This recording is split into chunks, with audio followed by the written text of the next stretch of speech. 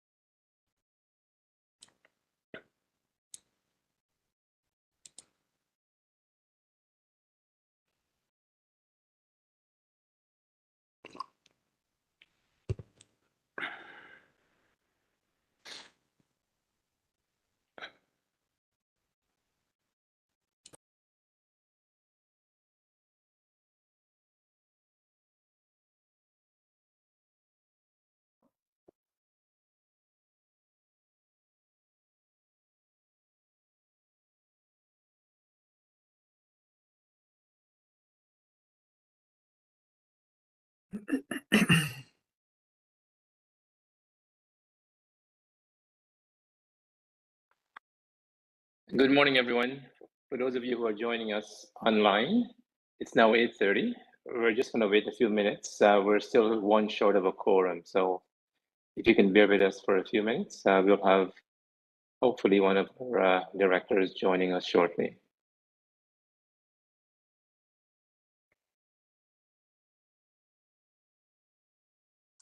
There it is. So we've got a quorum.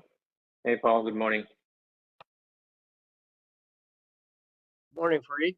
Morning, everyone. All right, so now that we've established a quorum, good morning, everyone, and welcome to the Toronto Seniors Housing Corporation Board of Directors meeting. Today is December the 8th, Friday, December the 8th. My name is Fareed Amin, and I have the privilege of chairing the board. Let me thank my fellow directors for joining us, and also staff for the hard work in putting together the agenda. I also want to thank all of you who are joining us online for taking the time from your busy schedule to be with us this morning. I will start with the land acknowledgement. Toronto Seniors Housing acknowledges that we are in the traditional territory of the many nations, including the Mississaugas of the Credit, the Anishinaabe, the Chippewa, the Haudenosaunee, and the Wendat peoples, and is now home to many diverse First Nations, Inuit, and Métis peoples. We also acknowledge that Toronto is covered by Treaty 13, signed with Mississaugas of the Credit, and the Williams Treaties, signed with multiple Mississaugas and Chippewa bands. Toronto Seniors Housing acknowledges all treaty people, including those who came here as settlers, as migrants, either in this generation or in generations past. And those of us who came here involuntarily, particularly those brought to these lands as a result of the transatlantic slave trade and slavery. We pay tribute to those ancestors of African origin and descent. The agenda was circulated. Are there any amendments or changes to the agenda? Hearing none, can I get a motion to adopt the agenda as circulated? We'll move, Mr. Chair. Seconded, Thank Linda. you. Thank you very much, Linda. Thanks, Warren. Are there any conflicts of interest? Hearing none, we'll proceed on that basis. If anything arises during the course of the conversation, please identify as such. Hi, Brenda, good morning. Hello, good morning. Are there any amendments to the minutes of October 26, 2023, the public session board minutes? Those were circulated as well as part of the agenda.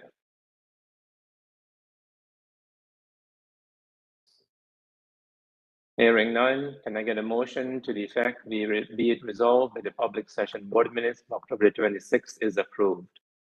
So move, Mr. Chair. Thank you very much, Warren. Seconded, Linda. Thanks. Thanks, Linda. We'll proceed on that basis. Item number 6, the approval of the closed session board minutes of October 26, 2023. Are there any amendments to the minutes? Hearing none, may I have a motion be it resolved that the closed session board minutes of October 26, 2023 is approved? So move, Mr. Chair. And I guess I'll Thank you, second Warren. it. Thanks, Linda. The tag team. Perfect. All righty. Item number 7, matters arising. Are there any action items that any member would like to raise? Okay, hearing none, I'll ask our CEO to present her report. Over to you, Jill. Good morning. Thank you, Fareed. Good morning, everyone. So I'm happy to share this meeting at this board that Toronto Seniors Housing has released our tenant experience survey, which started to be distributed to tenants on December the 1st. The survey will be open until January the 17th, and the results will be compiled and analysis brought back to the Quality and Tenant Engagement Committee and the board in early 2024. So we look forward to getting that very important feedback from our tenants. We also recently concluded our 3rd round of regional meetings with tenant leaders to socialize both the Community Connect Plus program as well as our new tenant engagement approach and the new proposed community activity funds. So, and that will replace our tenant action fund process. So both these items are on today's agenda and more information is going to be coming forward. Upcoming, we will also be bringing a report to the board to establish a new benefit services carrier for employees. And this is a joint procurement with TSHC. And that item will be coming forward to the special board meeting on December 19th. And then finally, I just want to provide a quick update on the 2024 budget, where development continues and work with both TSHC and the city. We brought an update to the November 28th AFRC meeting, and we'll be bringing it to the board on the 19th of December as well. From a timing perspective, the budget will move forward in January to the city's budget committee, and then ultimately to city council for approval in mid-February. Those are all my updates for this morning, Fried, and I'll hand it back to you. Thank you very much. Are there any questions for the CEO? Brenda here. Yeah, Brenda, go ahead. Could you provide an update? You mentioned, I think the last board meeting, you're reviewing a number of policies and practices and procedure manual. Could you tell me an update on that? Where are you with that? Absolutely, through the chair. Maybe Grant, I'll ask you to give an update and share with the board the status of our policy review.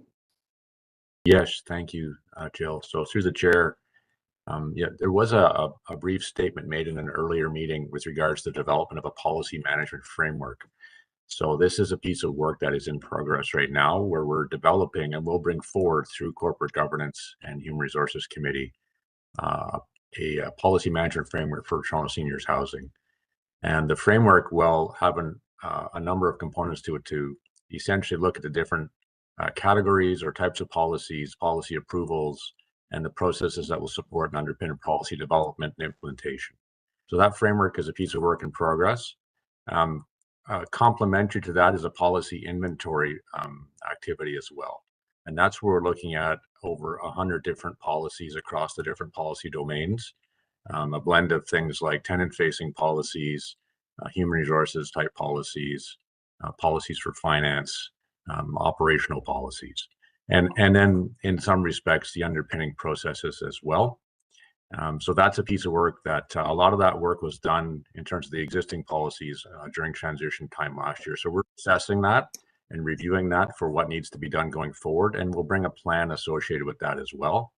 And then there's some policy work, for example, that you're going to have on today's agenda that is in progress for things like the Community Activities Fund. So there's a number of different aspects there, and we'll be bringing a more detailed update to the Corporate Governance and Human Resources Committee. Okay, That's right. so there's not, I thought I read somewhere that there was work already started on some of these policies, you know, sick leave, benefit, that sort of thing. So maybe I misread it then. And this policy framework, what will that result in? The policy framework will give us a structure within which we look at how often we review policies, for example, what levels of approvals for policies, the different types of policy domains and how we'll actually develop policies, who will be engaged, things like that. So it's an overarching sort of guiding framework for how we look at policies as a corporation. And then within that, there's a policy work plan we'll have supporting that links to which policies need to be looked at and so on. So in terms of work on policy, there's a number of different aspects. There's some cleanup pieces, and then there are more, I'll say, overarching policy review activities that need to take place. Okay, thank you. Thank you very much, Brenda. Thanks, Brian. Okay, we'll move on to item number 9. I think we have a couple of delegations, so I'll hand you over to the chair of our Quality and Tenant Engagement Committee. And I'll ask Chair Jackson to open this up, and I'll leave it up to you whether you want to take the deputant before or during or after the presentation. Sure. Well, why don't I at least give a little bit of an update on our last meeting, and then it might make sense to actually have the deputants speak. What do you think, Fred? But I think that makes sense. So I just wanted to give a brief update about our meeting that occurred on December 5th. For me, it was actually a very fruitful meeting. It was actually really quite lovely that this meeting was also the Quality Tenant Engagement meeting was held on National Housing Day. And National Housing Day is an opportunity to recognize all those facing housing challenges, including seniors living alone. And we recognize the role that Toronto Seniors Community Housing staff and tenants play, and reflected on what we have achieved since June 1st, 2022. So it was a touching moment. And also the recognition that so many people actually could benefit from the housing that our tenants have. Our meeting covered a number of substantive items, and we are going to hear some of the updates. And we did have a significant discussion at that committee meeting on these items that are coming forward. Brad provided some of them were smaller reviews. Brad Pagan provided an overview of our operational dashboard, which continues to be a great quick highlight of what's happening on the operations side. Melanie Martin from OACH, who's here today, and provided an update from her work, and we will hear a bit of a presentation from OACH today. Arlene presented the new approach to tenant engagement, referred to as Community Connect, and you will hear this about this, and I'm sure that some of the deputants will speak to it as well. This is a key initiative and priority, not only for the Quality Tenant Engagement Committee, but actually for the board as a whole. The work was very well received by the committee, and we supported to move it forward for board approval today. This has been very collaborative and has been co-designed with tenants with significant input. So just letting you know that, and we're hoping actually we'll get some more feedback from the board today. And this, I can look back in terms of our first meetings as a board, that this has been a priority item since the beginning, and I'm really pleased that it's coming forward today. Then related to that, and also something that has had quite a bit of board discussion, was the presentation of the new Community Activities Fund policy, which will be replacing the existing Tenant Action Fund, and to support events and activities for tenants across Toronto Seniors Community Housing. There was considerable discussion and feedback that's really important to understand the approvals process and coordination of activities, and how tenants will truly be engaged in the decision making around this. Staff have updated the materials and followed up with some questions that board members had, and I'm looking forward to them providing that update today, and hopefully we will be able to approve this policy or have some direction going forward. And then finally, because those two items really were the highlight of the meetings and required a significant amount of time, we did a very brief update on the interim strategic directions and the quality improvement projects. So this morning, I think we're going to move into a more substantive discussion, and perhaps we start with the deputants so that we can then actually hear the presentations, and we actually will know where the deputants are coming from. And I'm sure that some of them have also heard the presentation at Quality Tenant Committee. Yeah, thanks, Linda. Thanks for that comprehensive report, and thanks for the work you and your members do at that committee. So if Bill is available, I'll invite Ms. Aloman to depute. Is Bill on the line?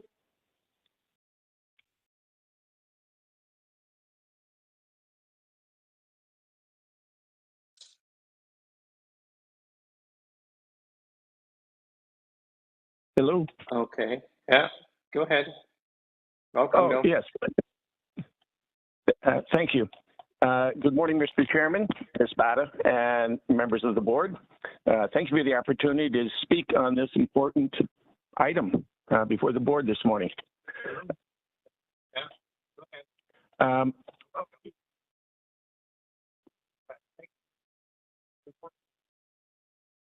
Hello?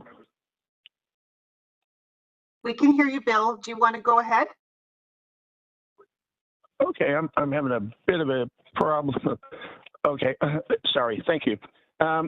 You know, I want to start by saying that I agree with the efficacy and the vision of the approach to the integrated service model. But as I stated when I first saw this, it is not tenant engagement. It is the integrated service model. And of that is a tiny piece, which is tenant engagement. And I do want to say, sadly, that as a member of STAC for 3 years now, the process that I have witnessed has been rather depressing in many ways, because tenants still are in silos. And we are still not involved in staff and agency discussions. We look at a couple of things like on page 37. I'm getting mixed up here. Sound coming in. Yeah, I hear it too. Sorry, the levers of change. Sorry, Bill, you're cutting in and out. I don't know if it's just me or other committee members as well. No, I hear it, yeah. And there is Yes. background noise in his side, yeah. Yeah, my apologies. Sound coming in. See, there it goes again. Yeah, I hear it. Can you mute? Maybe if we all mute, it might help. Thank you. It's my concern. My concern is more about the implementation of this, and the problem is that we don't have a lot of staff around. And what we're seeing in this, as we're trying to blend the needs of agencies and housing with tenants, we are running into issues of tenant space being taken over for the needs of the hospital or the needs of housing. And it's all based on the idea of privacy with the SSC. We are trying to work on a way of connecting these different parts that I've been talking about for quite some time. The difference between the integrated service model and its for you but not with you approach to tenants. And then we have the tenant engagement model that Arlene is putting together, and I am fully in favor of it, and I appreciate her drive and support. That is about tenants, and it's about including tenants. And so the problem here is, how do we go about marrying these together? And I think that what we are trying to do here is through a roundtable that includes the tenants with the agencies and staff to be sort of the seat of the understanding or decision making in our buildings. One thing that Councillor Crescendi brought up a while ago, and Councillor Paris has raised on a number of occasions, is that in this model, there is no real foundation, with these tenant circles. We have tenant circles. What we don't have is a foundation that everybody can agree to and that works to support everybody's needs. That does not happen in tenant circles. Tenant circles' needs are based on their own. And in our community, we are supporting tenant circles,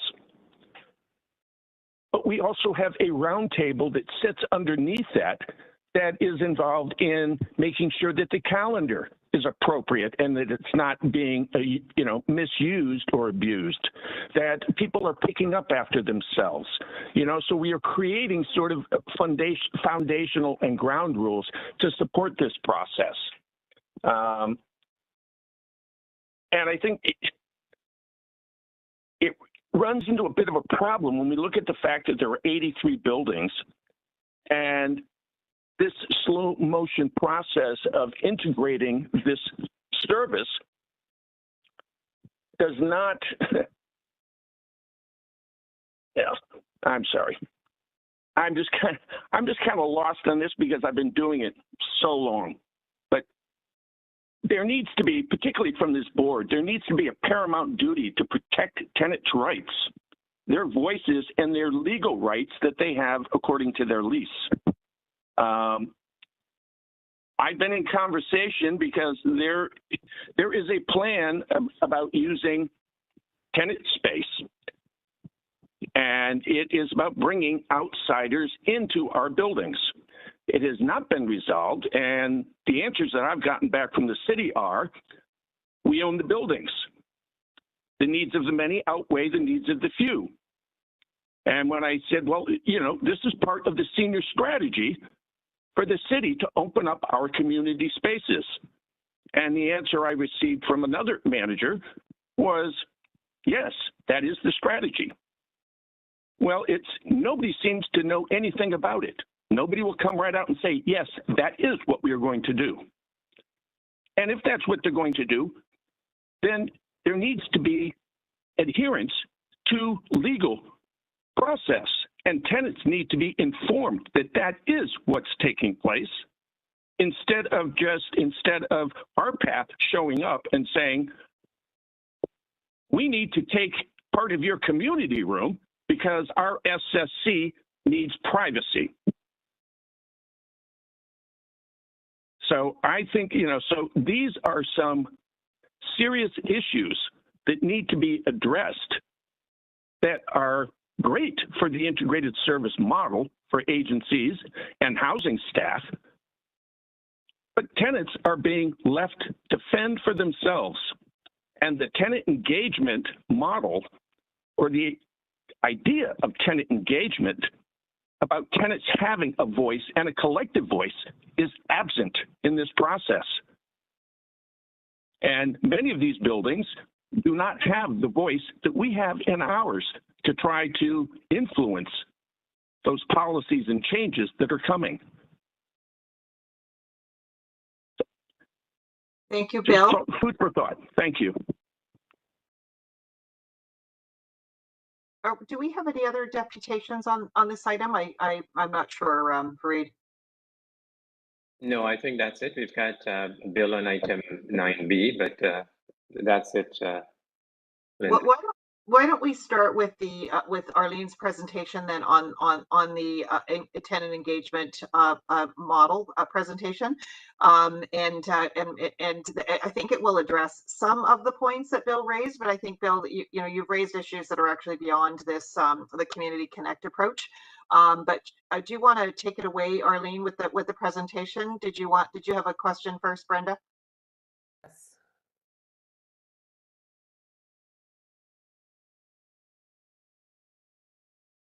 You're on mute. Sorry. It's a general question. I don't know who can answer it.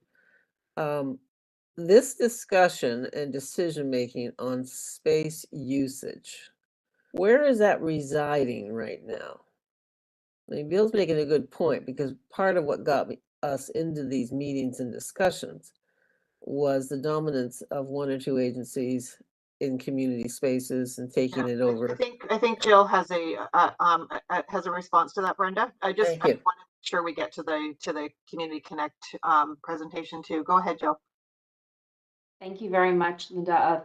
Through the chair, I'll refer this to Arlene. We have ongoing work related to the use of space, which is an item that'll be forthcoming, but Arlene, I'll hand it to you for the response. Thanks, Jill. So we continue to, the use of space has two parts to it. There's the actual physical use of space that Brad and I negotiate. and then there is the perception of use of space. Over the past little while, we have been working, actually Brad Grant and I are working on revising that use of space policy, bringing that forward to tenants for comment. We continue to work with partners to ensure that when they're providing programs, that we're working to adjust to schedules that have already been set for tenant events that are happening in the same space. In Bill's case, in his building, they have a very sophisticated and advanced process around the work that they do. They have online forms for booking spaces, and we are also producing schedules for the space that is being used across all the 83 buildings. It isn't as coordinated as it probably needs to be, so that continues to be a work in progress because some people do it online, some people might do it at the building, and so we don't always get all the information. So that continues to be a work that we need to try to address. When we work with providers to bring programs in, the programs are generally being brought in at the beckoning of what tenants have told us that they need. We do work with the existing schedules to make sure that we are not, infringing on the space that the space and time that tenants have already allocated to using their common rooms. So there's still no. I mean, you're talking about scheduling. I'm talking about decision making about use of space. So that's not been clearly identified as terms of how the tenant will be involved. I mean, we're consulting with tenants about activities and how they may want to use their tenant action funds, or community action funds. But this issue of decision making on use, not only use of space, but if you're going to, and I know this about any healthcare related things, the whole privacy thing is important to them. So that means they often need a locked office just for themselves. And do we have the capacity to give one organization that much dominant space that they control? This forward to another agenda item, Brenda, just because I don't think we're prepared. I think the message is that policy is still underway, and I think Arlene's just actually give you an update on the process underway in absence of that, just because I think it would generate a full conversation as well. Is that okay? That's fine. That's fine. But I think that I'm trying to address Bill's point about the involvement of tenants. Noted. Yeah, I agree, Linda. Let's move on, and we can address Brenda's question through either later on in the agenda, or maybe through an offline conversation. Yeah, thanks. I think that this just really does deserve some discussion. It's something that we've been working towards for close to 2 years now. So I think, Arlene, if you want to do the presentation on the Community Connect approach, that would be great. Thank you, Linda. And through the chair, for this morning's meeting, there was a full presentation done at QTE. So I'm going to provide some highlights of the Community Connect Plus, rather than going through the whole presentation again. It's important to note that the premise around Community Connect Plus is really about promoting volunteerism and increasing tenant participation in what happens in their buildings, increasing the tenant voice in what programs and what activities that they're able to lead within their buildings. It's really less about what we've had traditionally, which was more tenant leaders, specifically one person trying to do many things. Is increasing the number of folks that are able to take on activities and programs within the buildings to build community, reduce isolation, and increase participation within the communities that we serve. Community Connect Plus is sort of 3 concentric circles. We're taking an approach called tenant circles, and we have circles at the building level where many tenants will be invited to an annual building planning meeting as part of kicking that conversation off to learn more about Community Connect Plus and ask them if they're interested in volunteering to participate in the programs that they want to see happening at their buildings, or the activities they want to see happening at their buildings. Throughout this year, as we've been holding town halls, we've also been gathering information about what tenants would like to see at their buildings. And so while they were saying, I'd like to see afternoon teas, or I'd like to have barbecues, or whatever it is that they've identified. We also asked, would you be interested in volunteering? And we had a lot of people step forward to say, yeah, I'd like to do that, but I don't necessarily want to be volunteering to do stuff all the time. I'd like to actually, do what I want to do because I'm able to do it, and then maybe not do anything else for a little while. So at the tenant circle building level, it really gives tenants an opportunities to play to their strengths, to feel included, to raise their voices in a way that's meaningful to them. That's at the building level. At the the regional level, the view is that those tenants that are participating at the building level and are interested in having a voice more in shaping what happens across their region, and thinking about where there might be intersections of programs or activities that they could they could learn from each other. We're looking at the regional model to share learnings and build capacity to strengthen how we deliver activities and programs within the buildings. And then at the city-wide level, which is the third circle, it is that's a circle akin to the important work that STAC has been doing over the past couple of years. And that circle would be looking at being able to influence policy, or speaking to our priorities and items of that nature. We really see the role of STAC continuing. But the tenants, what they said to us at the citywide level is that they feel it would be important to have some transparency and some voice into who actually sits at that table. And so we are that's one of the pieces that we would be looking to consider into the future, but that's a longer term conversation. We're starting at the building level, working with tenants to help them bring in the programs and bring in the activities that they'd like to see within their buildings. And we will begin the process, having those conversations starting early in January. And so we will be meeting with all 83 buildings individually to talk about what it is they'd like to see happening, what kinds of programs they'd like to have coming into their buildings, and then building out schedules moving forward, and building out partnerships moving forward that can help support that. As I said, we have been gathering information about that over the past year, so we do have some empirical information to go from. But of course, when we have these meetings and invite the entire building to participate, we may gather more information, and we will be able to adjust based on the feedback that we receive. When we were in our QTE meeting, there was some concerns expressed about how are you going to manage the diverse needs of all of the 83 buildings, given the staff complement that we have. We are taking an approach that has changed over time. We are not taking an approach of trying to change everything all at once, because we do not have capacity for that. We want to work with folks who want to see this change happen. We have existing tenant leaders that may want the buildings need to tell us if they want to continue with a single tenant leader model, or if they're willing to consider having more participation at the building level and being able to bring more voices and more supports to leading tenant-led activities in the building. So we'll be working with each individual building on a needs basis, and creating plans to transition over time if they want to move to tenant circles or if they don't. We do have currently several models running within Toronto Seniors Housing. In the Southwest, we have no tenant leaders whatsoever, but we have lots of really enthusiastic volunteers that are coming forward as part of the NORC Innovation Center work that we're doing with the NORC ambassadors.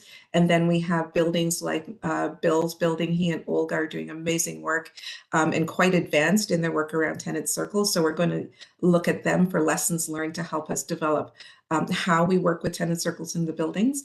And then we have some that are in between, where they have some volunteers and they have a tenant leader, and they're all working together, which is at 71 Merton. They've got a model akin to that. So we are already in this space. It's just we're trying to organize it so that we promote volunteerism across the buildings to, once again, increase participation, reduce isolation, and help to improve the health and well-being of tenants moving forward. So that's an overview of the tenant engagement approach, Community Connect Plus. Thanks, Arlene. And I just want to comment that, I think language is really important in terms of where the group has landed with this. And I think that what we were hearing at the quality tenant engagement committee meeting is that this is also a dynamic process that is complex and tries to take into account that different people have different opinions and roles, and trying to actually include that.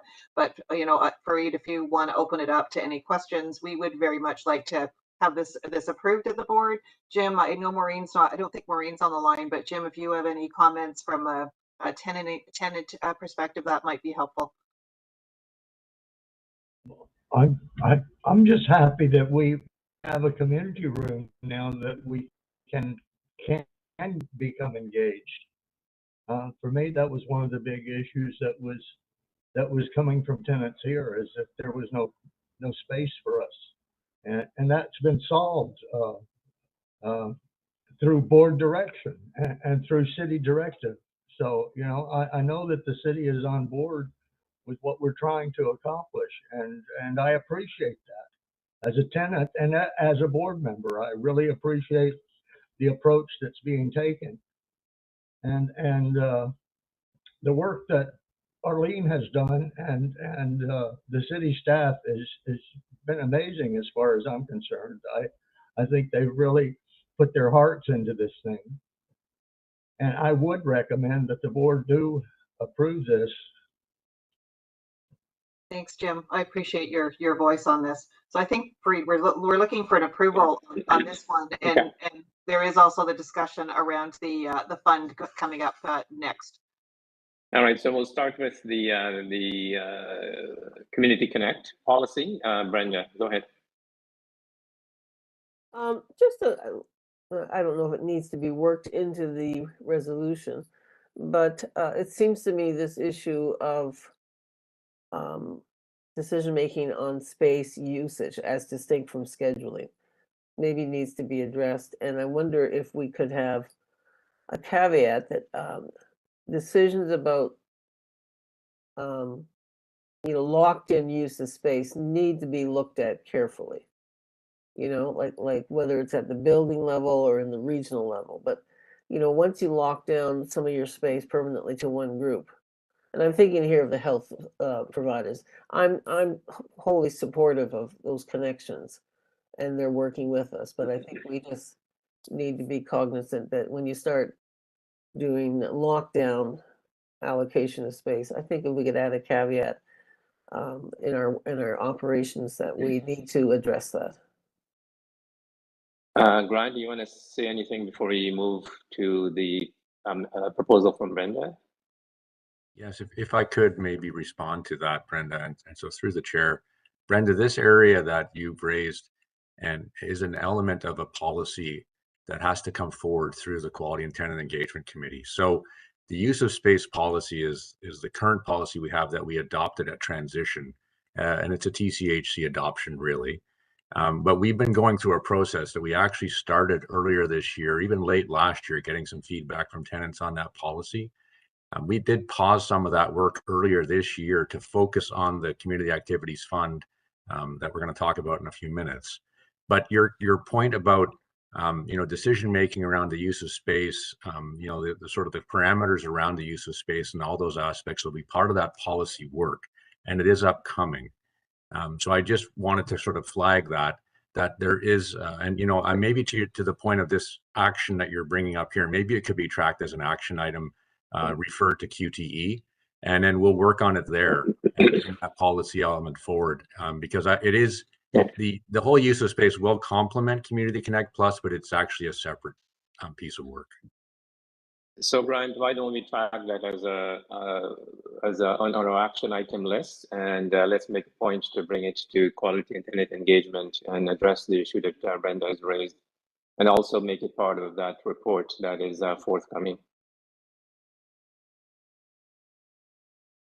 Okay, with that in mind, are there other questions on the Community Connect report before I put the motion on the floor? Okay, hearing none. Fareed, it's Councillor Crisanti. I do have just. Go ahead, Councillor. Yeah, sorry, quick jumping in a bit late here. Quick clarification.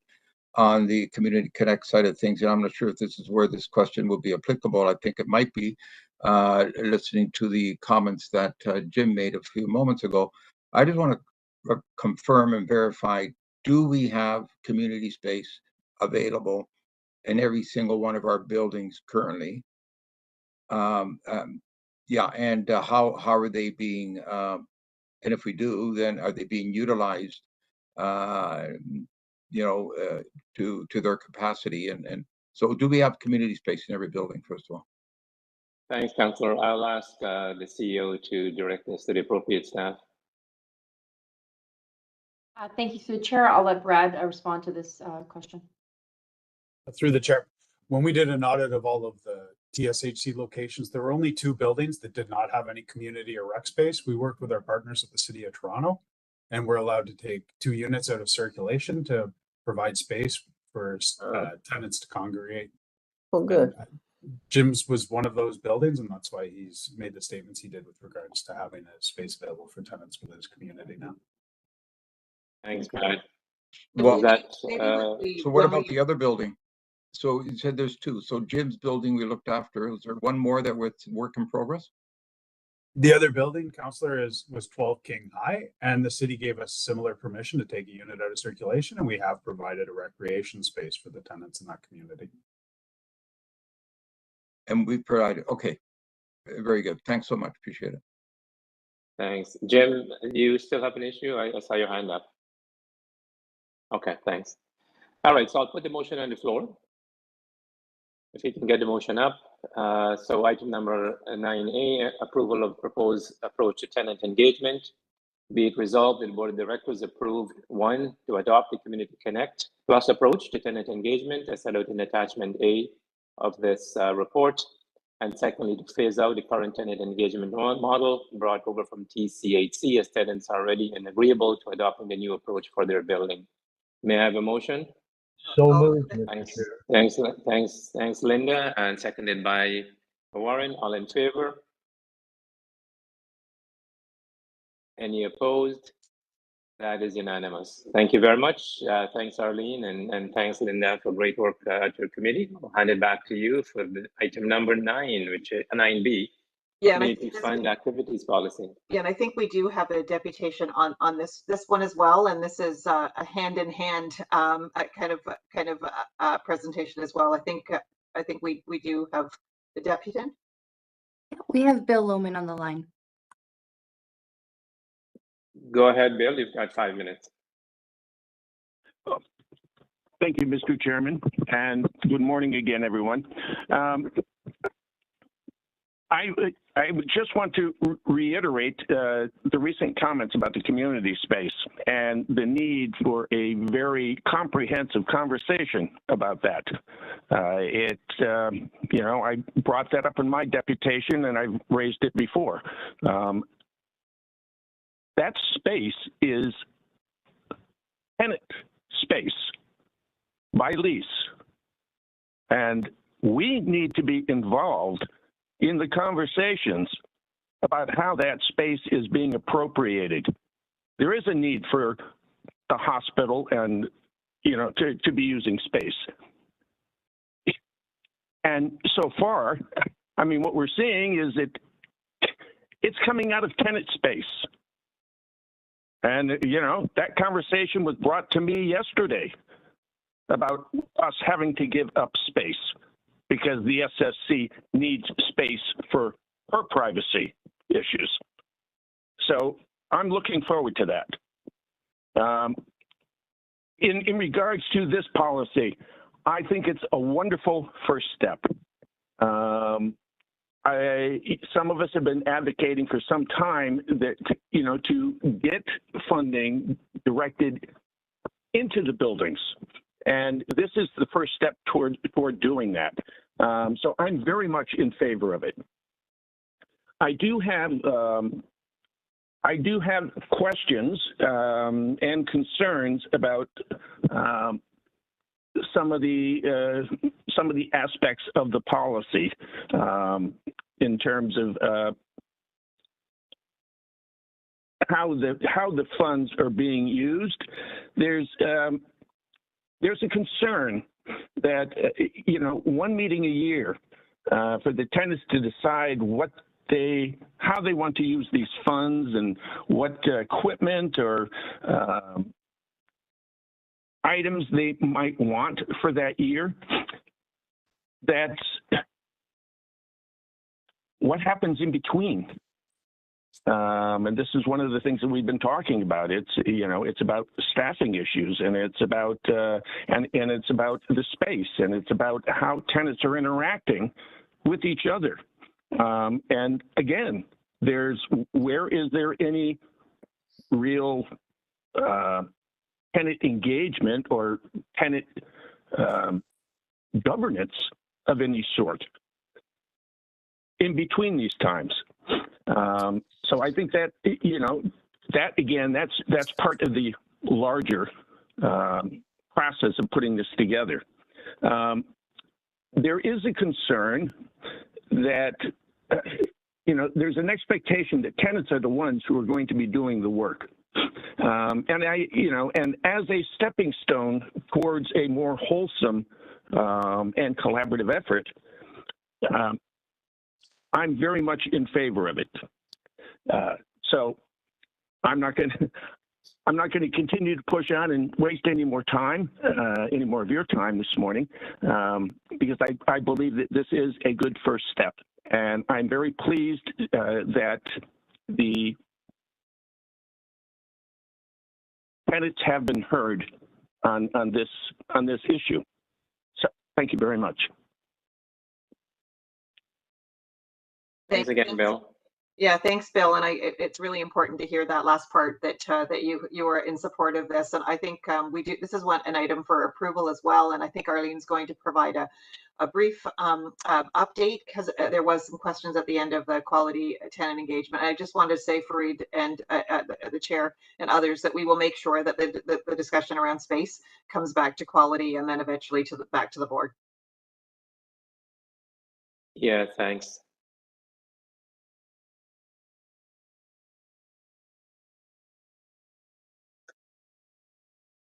Arlene, do you want to take it in terms of the next part of the Community Activities Fund policy? Thank you, Linda. And through the chair, I'll provide again a very quick overview of this. The materials are in the package. I would like to address a couple of the concerns that Bill raised in his deputations through my remarks. And in fact, I just wanted to also note that when we were at QTE, a similar concern was raised by the members of the committee. So let me touch down on that around the one meeting a year, what happens. But first, let me just provide a quick overview. The Community Activity Funds replaces the previous Tenant Funds Distribution Policy and the Tenant Action Funds, and it is intended to work with tenants to set priorities for their buildings. It supports very much the work that we're doing in Community Connect Plus, so that there can be more tenant-led activities moving forward. The purpose of the fund is to be able to fund local activities and local events that tenants will decide upon in their annual building meeting to be held early in the year. Bill raised the concern that you can't maybe make all those decisions right at the beginning of the year. And you'll see within the policy itself that we talk about having different gates or different times in the year that we're going to be reviewing applications for how funds will be used. We're using the initial planning meeting to get a sense of what tenants are going to be interested in doing for the year. As part of that meeting, we will share with them information that outlines these are some of the activities that have actually been going on across the corporation, so that they have an understanding of what, if they want to have a barbecue, what that might look like in terms of, content and cost.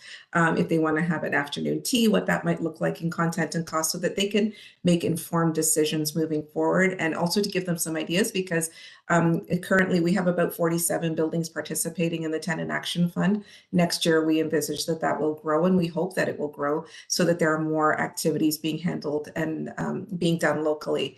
Bill also raised the concern about whether or not, staff support will be available to do all of the events, and we do as much as we can. For example, right now, based on this year's work for on the Tenant Action Fund file, we have 47 events going on between this middle of November and the end of December to support holiday celebrations across the corporation. We have 4 staff working to deliver those 47 events across the corporation. We again expect that to grow because last year that number was only 17. But with the staff complement, we are hoping to, we continue to work to support further engagement on activities that tenants value. What we do in the intervening times between when we have an annual building meeting and then, an activity happens, there's conversations that continue to happen between tenants and staff to enable ongoing changes as needed. It is not a one and done. And I know that that has been that concern was expressed by Maureen at our QTE meeting. And Brenda and I have also had conversations about that, just wanting to ensure that the board appreciates that we are using the first annual building planning meeting to help set priorities and get a sense of, who wants to do what in the building. We will invite all the tenants to participate, and then we will work with them to implement. And once again, tenants are very much interested in leading their own activities where they can, with us providing support, and the Tenant Activity Fund allows us to do that.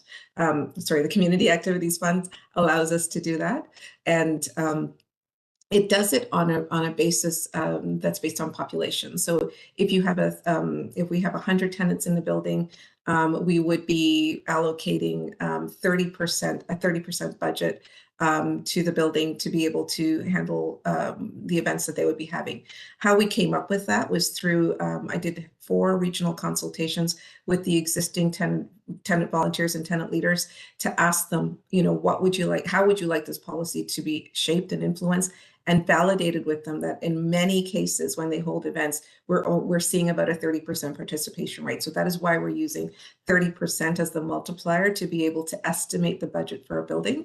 Also that, people don't go to one event. So we are looking at ensuring that there's enough capacity in the budget to allow for participation across several events in the year. So we used 4, so 1 a quarter as the other multiplier, and that's how we're coming up with the budgets. We discussed with the tenants about what that budget could look like, and they agreed that $20 a person was a reasonable budget to have an event throughout the year, and how they allocate and use those funds will be up to them in terms of what they'd like to see from tenant-led activities. And so that's the biggest part of the Community Activities Fund, is the decision-making that sits in the hands of the tenants about what they want to do within their buildings around tenant-led activities. So that's a big part of the conversation. And that will happen at the annual building planning meeting. The building planning meeting has other components to it, but as it relates to this policy, that is the focus of the policy. So this was done in consultation with many tenants, and clear consultations around how much money would be allocated globally, and then how we will come to the building-based budgets was also clearly articulated and well received by the tenants in the second meeting I had with tenants this year. We confirmed that we had gone forward with the ask for the $360,000 budget to support this work, and this work ties in very much into creating stronger communities and increasing independence, socialization, and well-being for tenants. So much, Arlene, and thanks for following up on a few of the items that did come up at quality tenant engagement around participation and also the budget. And Brenda, feel free to comment further.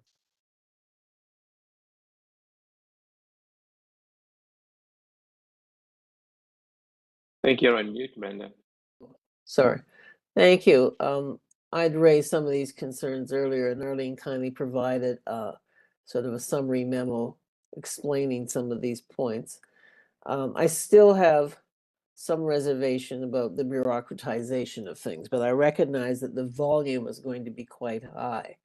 So given that we only have 4 staff, I just want to keep tabs of this in terms of overworking of the staff, whether there's a need for more staff allocation going forward. This could be for follow-up discussion, but in terms of the package provided here, I'm quite happy to support it, and I want to thank the staff and Arlene for all the work, because this is an enormous amount of work.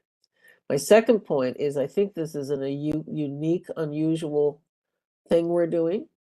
And always, we never think of these things, but it would be great if we had some sort of research component attached to it. Connecting with some university department that's looking into this. And I know you're working with students from the planning department. And we may want to up that a bit and see if it's suitable for someone somewhere just to follow this process, because I think it is unique and it could be replicated in other housing authorities across the province. So, and my last point is we were directed in many ways to do this by council. Okay, council was concerned and wanted to have tenant involvement and tenant engagement. And I'm just wondering, is there a feedback loop here? Are we letting council know in some capacity the work we've been doing? Are we communicating this package to the councillors so that they know that this is what's coming up in each of the buildings that are in your ward? So I just wonder if we could make sure that we're complying with council's intentions and desire, and that was made very clear in the formation, not only of TSHC, but in the sense of concern about the tenants. So I just would suggest we have some communication plan about how we communicate that to council, and in particular the city councilors. That's all. Thank you. Thank you.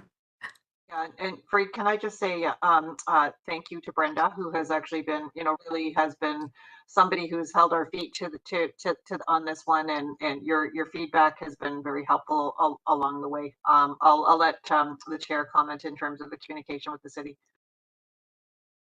Yeah, thanks.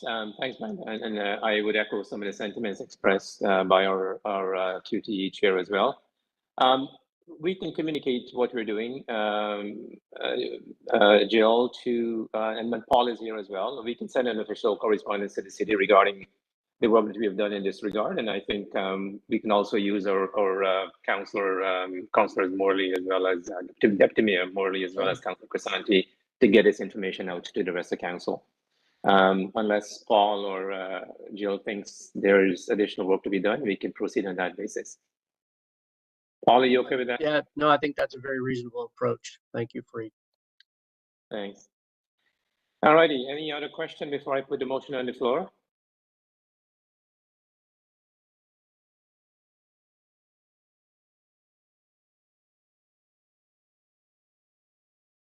All right, so I'll read the motion out. Be it resolved that the Board of Directors approved 1, to adopt the Community Activities Fund Policy as set out in Attachment 1 to this report, with a policy effective date of April the 1st, 2024. Secondly, retire the Tenant Funds Distribution Policy, commonly called the Tenant Action Funds, effective April the 1st, 2024. And 3, retire the Distribution of Tenant Council Funds Policy, effective December the 31st, 2023. May I have a motion to approve? Moved by Linda, seconded by Brenda. All in favor? Any opposed? That is approved. Thanks again, Arlene, and thanks, Linda, for navigating this through the committee process, and thanks, Brenda, for all your very helpful comments. And as we commit, we will return to some of those issues in future consideration as we bring some of the other policies to this and other committees. We'll move to item number 9C. Again, I'll hand it back to you, Madam Chair, if you want to introduce this topic before Ryan speaks. Sure, and there are 3 briefer items that were actually presented very briefly at our QTE, and I'll pass it over to Grant for the interim strategic directions Q3 report and the quality improvement report, and then we'll go over to Melanie. So over to Grant. Thank you, Linda. So through the chair, I'll provide a brief update on the interim strategic directions Q3 status progress update. So as the board may recall, our plan is to bring quarterly reports and updates to board through the Quality and Tenant Engagement Committee first on the status of our progress on the strategic directions. There are two aspects to the update. One is around our key performance indicators and how we're doing. That's our dashboard. And there's an attachment on the report for the dashboard. And then there's the aspect of how we're doing against the strategic directions and the work plan. So all the specific activities that are aligned to the strategic objectives and enablers. So I'll just quickly highlight a couple of the results. So in the Q3 dashboard, for example, and there's 2 pages for that. The housing occupancy rate was at 98.56, which exceeds the target of 98%, which is quite good. That target is set by the city. The arrears collection rate has been at 100% actually for the Q3, which exceeds the sector average of around 95%. We have information about pest management. So you'll see in the dashboard, for example, the number of units declared pest-free, which is a metric we've included in our reporting since the dashboard was developed. On the second page of the dashboard, there's some information about recurring programs for tenants and how those the number of programs has been steadily increasing between Q1 to Q3, which is great because that is work that is supporting tenants and activities and programming in their buildings. Also, the number of tenant-led programs has increased as well. There are some other indicators there around safety, and for example, and then for this particular report, this is the first time that the dashboard includes the staff vacancy and turnover information. This was something that was forthcoming. It is in this one for the first time. It shows a vacancy rate of 6%, 6.04, and turnover at 1.92. So the dashboard overall is something that we'll be continuing to bring forward to the through committee and board, and also publishing on our website. This particular Q3 dashboard is already published on the website, and we share this out publicly. On the list of roadmap activities in the second attachment, so far to date, between Q2 and Q3, we had 29 different activities that were scheduled to be completed. In Q2, we completed 11 of the 11 scheduled. In Q3, we completed 8 of the 18 scheduled, so an overall completion of 19 of 29. So that's, and that the details around the specific initiatives and where we are included in the second attachment. What's interesting about this is obviously as we mature and in the sort of the application of the interim strategic directions and monitoring progress, we're starting to see that we've had to revise some timelines, for example, on some of these initiatives. So you'll see the more specific details and progress updates in the second attachment. Our intent is to bring back a Q4 update as well, a Q4 update for the end of year. And then as we move into 2024, we're going to be looking at the overall interim strategic directions and potential adjustments that we need to make in the plan vis-a-vis some of the work that's now come forward. So for a good example, the Community Connect Plus that was just approved will have several sub activities that need to be implemented now to support that. So that'll be layered in, for example, in the 2024 view, which we will take forward. I'll stop there and take any questions on this.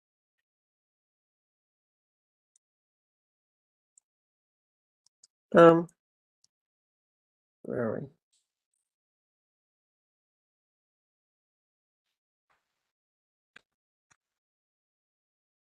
Okay, go ahead, Brenda.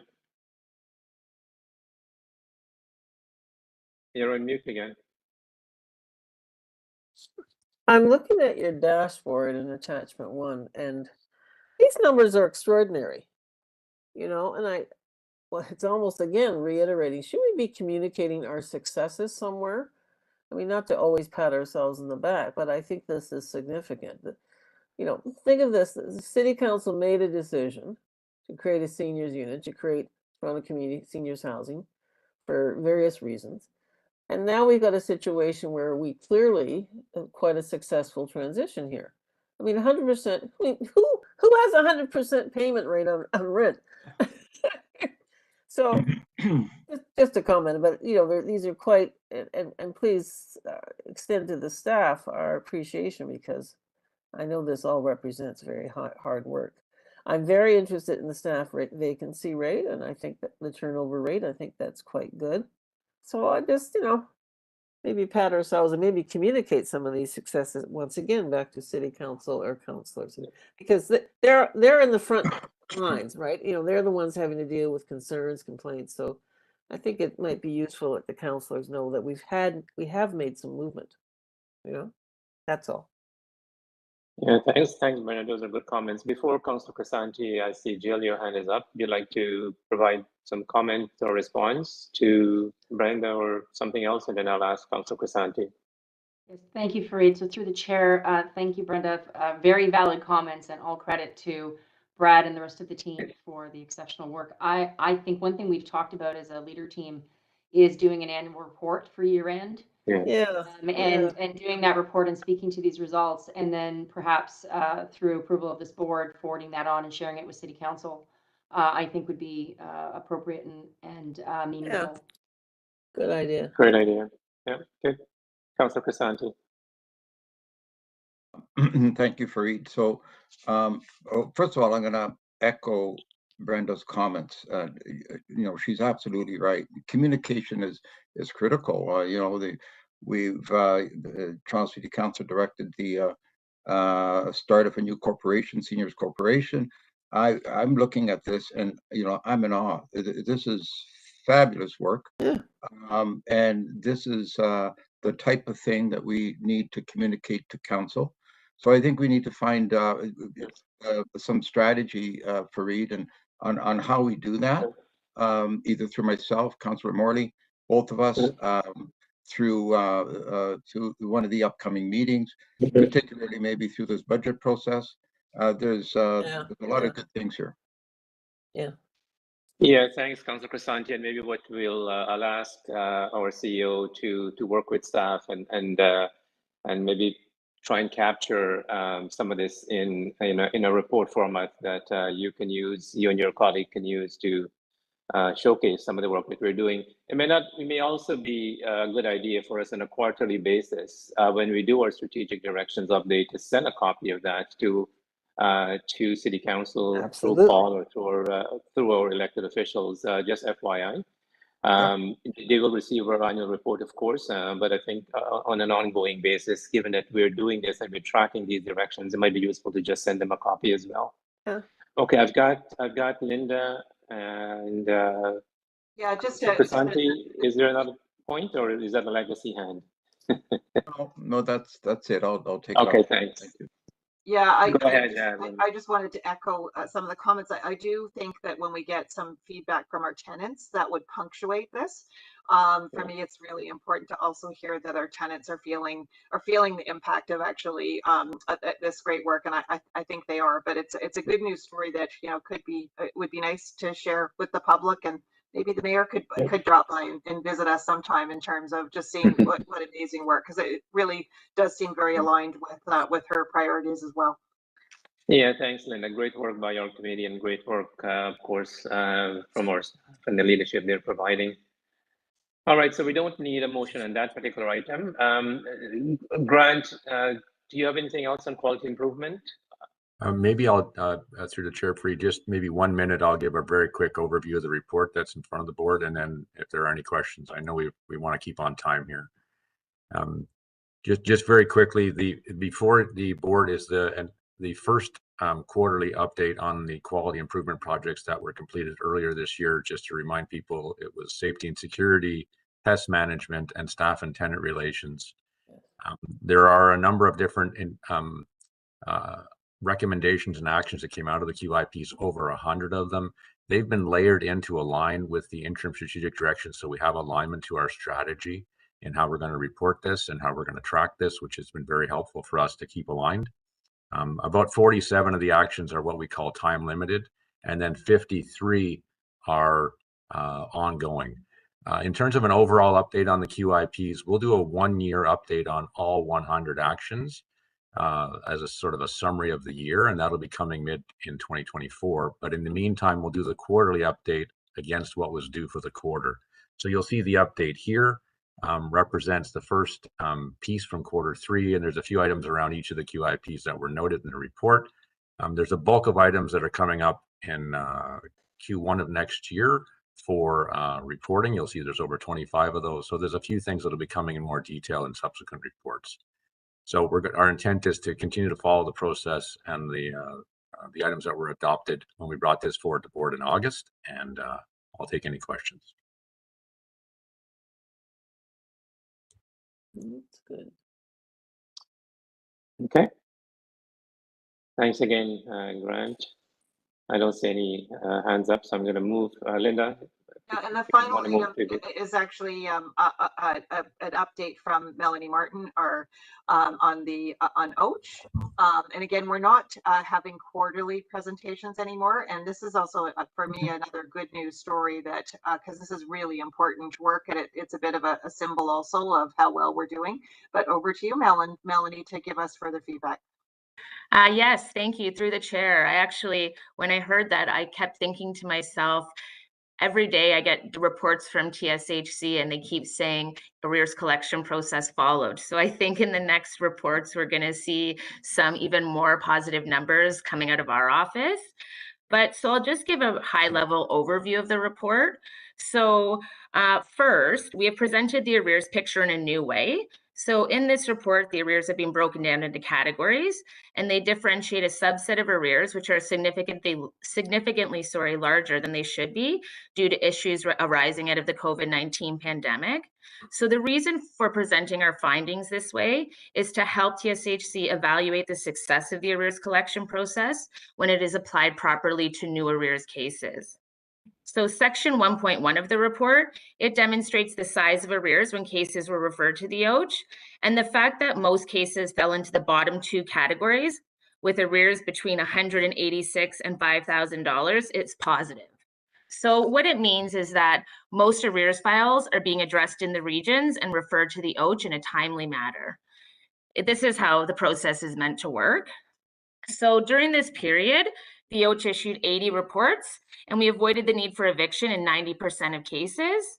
In addition, the OACH addressed approximately $283,000 in arrears through direct payments, reversing losses of subsidies, completing annual or in-year reviews, and brokering repayment agreements.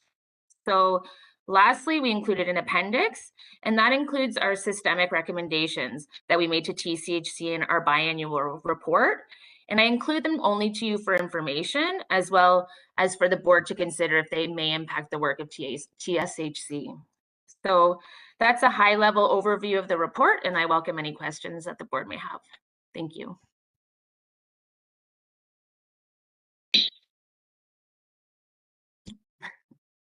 Thanks, Melanie. That's another good news story. Any Yes. comments? Any? Just thank you, Melanie, and OACH.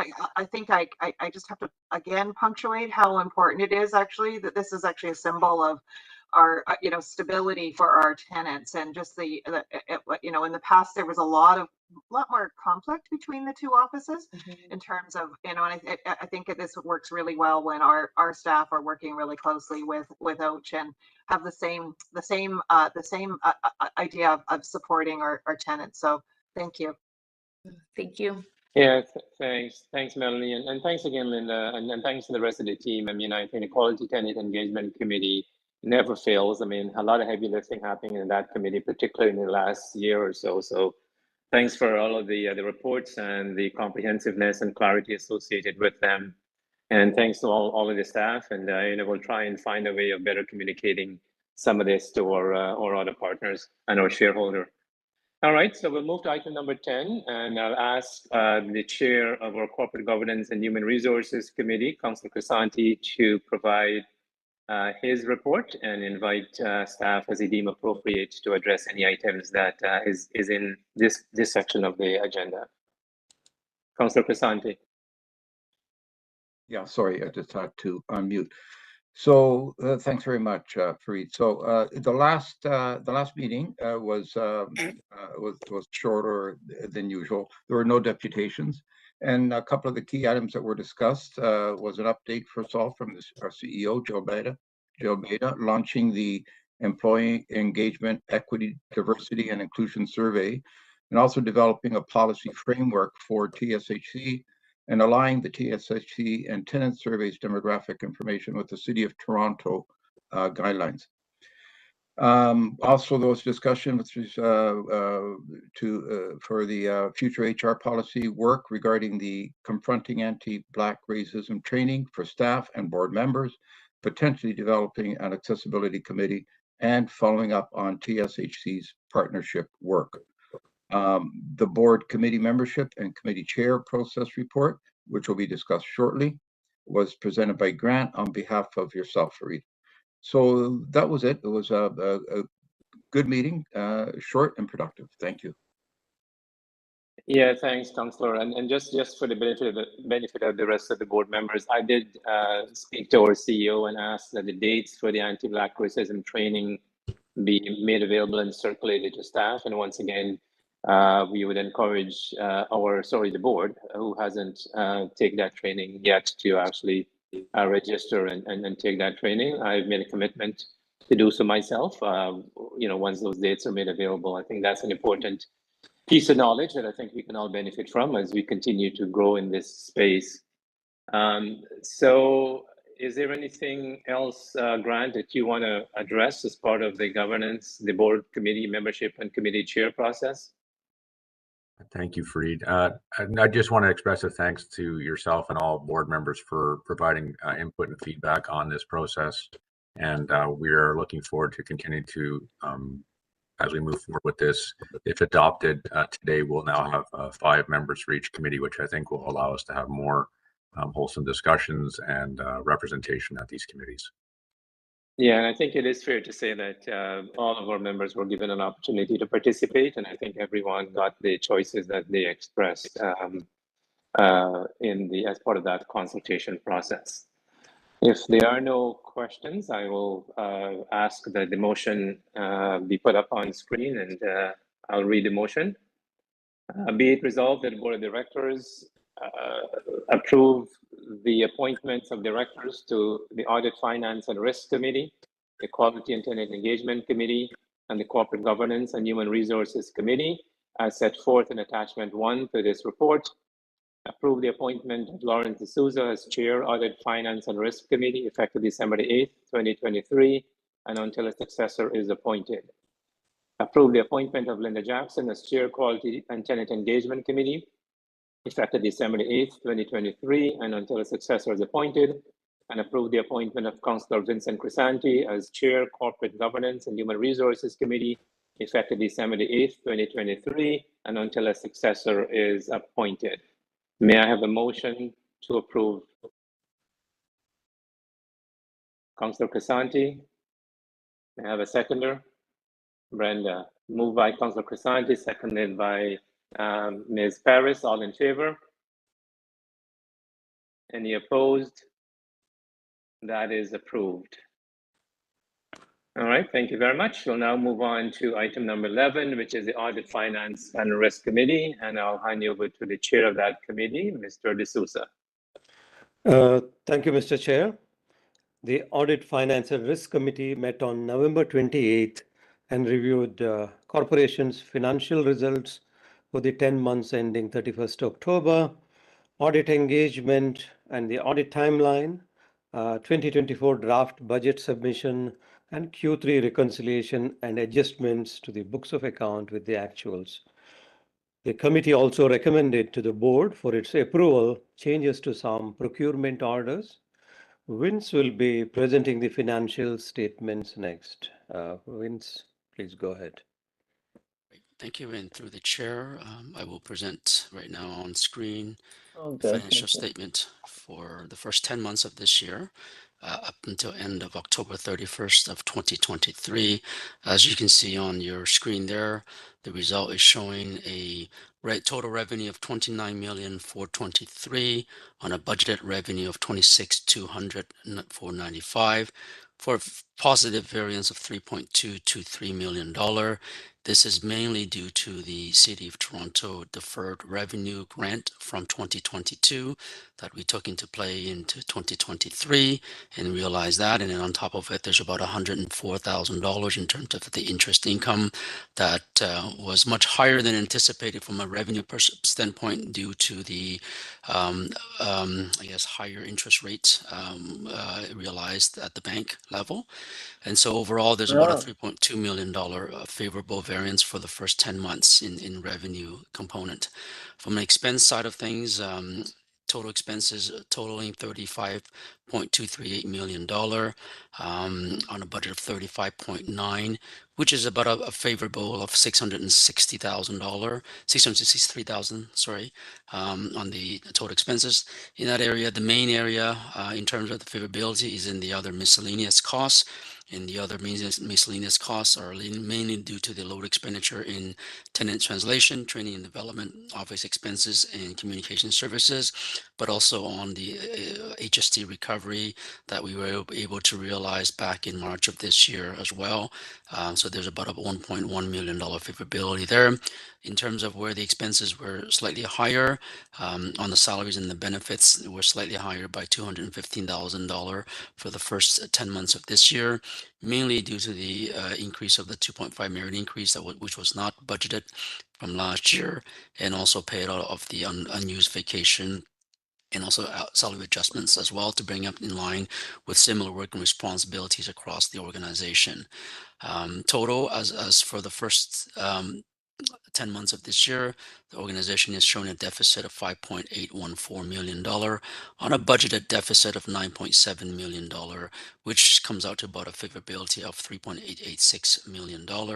And that, again, the main result of that is as per the revenue above by $3.2 million, and the favorability in the expenses by $600,000. So that is the result of the statement of operations for the first 10 months for TSHC. I will bring now to the next slide, which is the statement of financial position, which shows our balance sheet. Cash is about $1,035,000 as of the end of October. We have some accounts receivable and long-term due from TSHC at $4.180 million, along with some smaller minor fixed asset that we do have. Along with that, on the current liabilities component, there's about $2.5 million for three in the accounts payable and accrued liabilities. There mainly is on the payroll, pensions, and also HST payable amount included in there. But on top of that, there's also the due to TSHC of $1.9 million, and also due to the City of Toronto for $69,000. And then there's a deferred revenue from TSHC unrecognized at this point at $1.790 million. Total in terms of assets and liabilities is about $5.436 million on the balance sheet account there. That is the quick presentation of the financial statement for TSHC for the first 10 months of this year. Are there any questions?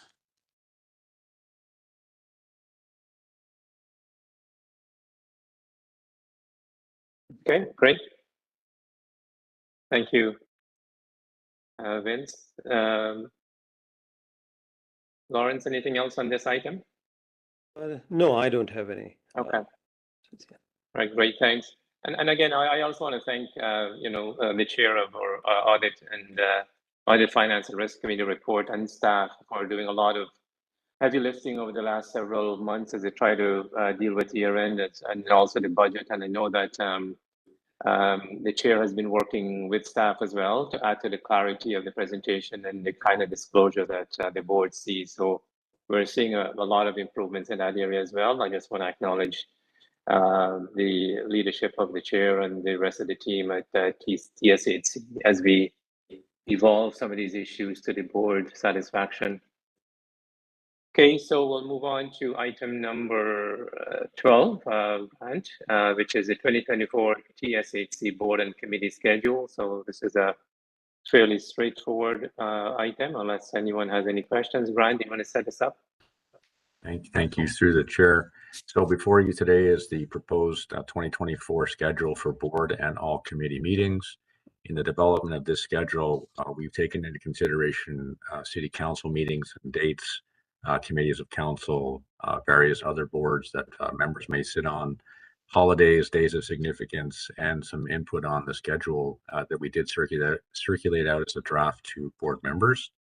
A couple of notes, the schedule for 2024 shows all meetings in the afternoon. So including board meetings, we had a blend, of course, of morning and afternoon this year, but they'll all be in the afternoon. And we've also aligned back-to-back meetings in one case to optimize time. So before you today is the schedule for next year. Once approved, we will then put it into the calendars and get the appointments out for all board members so that you can have that in your calendars. Okay, thanks, Grant. Any questions? If not, I'll read the motion. Be it resolved that the Board of Directors approve the 2024 Board and Committee meeting calendar. May I have a seconder? May I have a mover, please? So moved, Mr. Chair. Okay, moved by Warren, seconded by Brenda. All in favor? Okay, that is approved. Okay, moving right along to item number 13, which is a motion to move into closed session.